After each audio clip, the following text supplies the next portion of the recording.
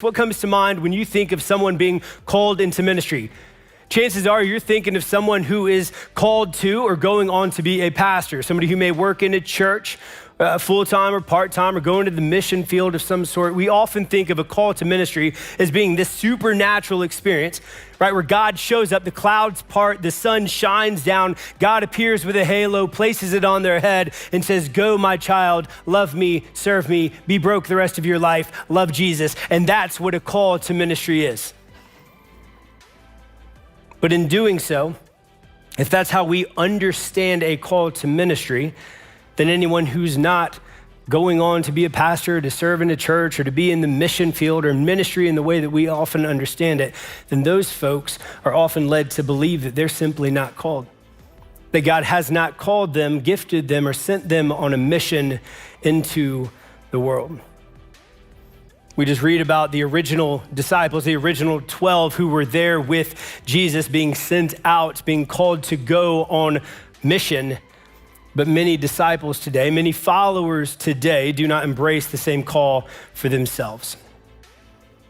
A few years back, the Barna Research Group did a study and they discovered that 40% of Christians have a clear understanding, a clear sense of God's calling on their lives.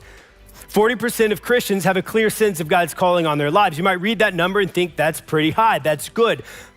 But it suggests also that 60% of Christians, of Christ followers, 60% of those in the church who've said, "I'm placing my faith and my trust in you, I follow you in whatever you command," 60% of Christians don't know or have a clear sense of their calling in this world. And I found this number strange, seeing that Scripture makes it quite clear that as Christ followers, as disciples, we have been called to go. We have been sent out on mission. And so I started to wonder if maybe that uncertainty that 60% of Christians have is not so much, have we been called to go?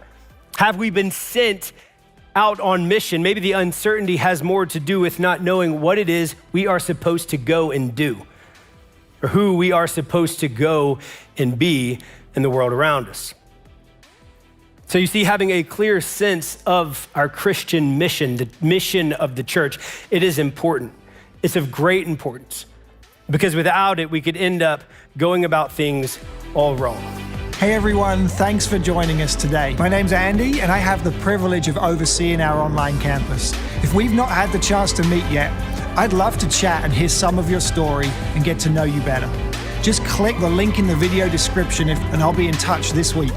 Additionally, if you need prayer for something, we have a team of people who would love to pray with you. Momentum is building, lives are being impacted, and I can't wait to see what God does next in and through us all. Are you ready?